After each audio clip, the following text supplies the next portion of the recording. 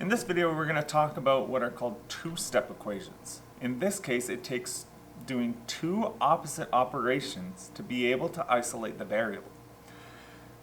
If you can see into my scale, you'll notice that I have 3 eggs on one side, 6 mints in that bowl as well. So not only do I have multiple eggs, but I also have mints in there too.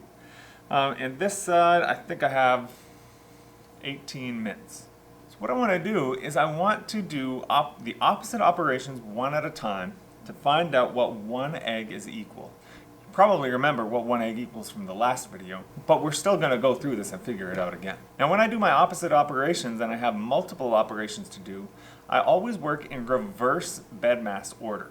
So normally we do brackets, exponents, division, multiplication, addition, and subtraction, but in this case I'm going to do addition. I'm going to take away the addition or subtraction first, and then I'm going to do the division or multiplication after that. Technically, it's possible to get rid of the division or multiplication first. It's a lot more challenging, and you don't know all of the math. You have to use what's called the distributive property, which you'll learn about next year in grade 8. So for my equation, I've got 3 eggs, and I'm going to use an n to represent the eggs, because I don't know what the eggs' value are. We're pretending I don't. 3n plus 6 equals 18. So I've got to get rid of that plus 6. I've got to get rid of these 6 mints. And to get rid of these 6 mints, if I'm taking away or subtracting from this side, I've also got to subtract from the other side too.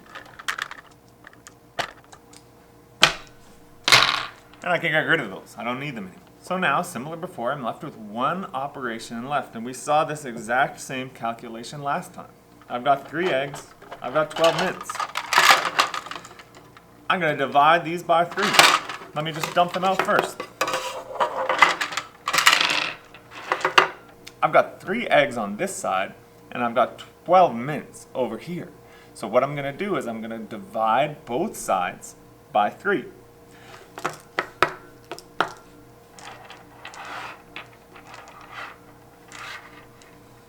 Now it's really easy to see that 1 egg equals 4 mints. And we can do this with any combination of those two operations. The key is always working in BEDMAS order when possible, and in grade 7 it's always possible. We don't have any complicated equations. They're all pretty easy. And I do want to say, even though a lot of these equations you could figure out in your head, many of you could have easily told me without writing anything down that 1 egg was equal 4 eggs when I gave you the equation.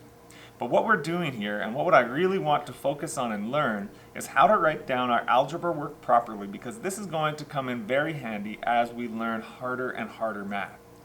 If you can keep your work organized, it's going to make your life a lot easier when you're trying to solve problems that are a lot more complicated, when you've got exponents and brackets and all these other things going on.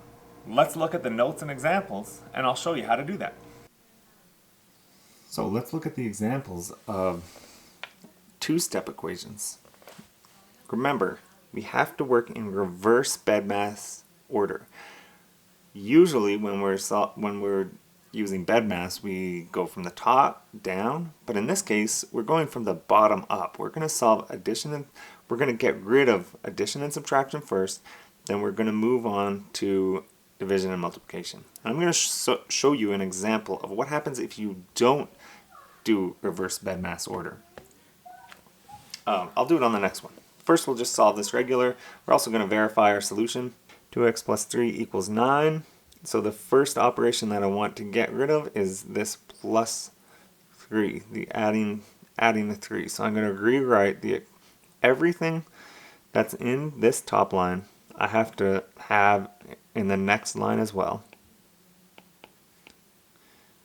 And the thing that I'm doing to both sides is I'm subtracting 3, because subtracting is the opposite of addition. Now I simplify. 2x plus 3 and minus 3, those two things cancel each other out, so on this side I'm left with 2x. 9 minus 3 is 6. There we go. And it's called a two-step equation because I have 2 operations to get rid of. 2x equals 6. So I have multiplication here, which means I have to divide by 2.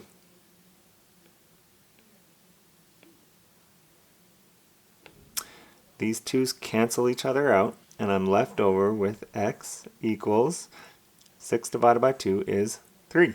There we go, I found out the answer. Now we should verify. I'll do that down here. 2, and I'm replacing the x with the value that I found right here. 3 plus 3 equals, it should equal 9. So 2 times 3 is 6 plus 3 equals 9. So 9 equals 9. I should probably do the verifying a little bit differently, but that's how it's going to be right now. Next example. Very similar question. We actually have the same 2 operations going on, multiplication and addition. But the same pattern holds true if this is subtraction and division. You still do the same thing. You get rid of the subtraction and then you get rid of the division. It doesn't matter. We always want to get rid of the addition or subtraction first.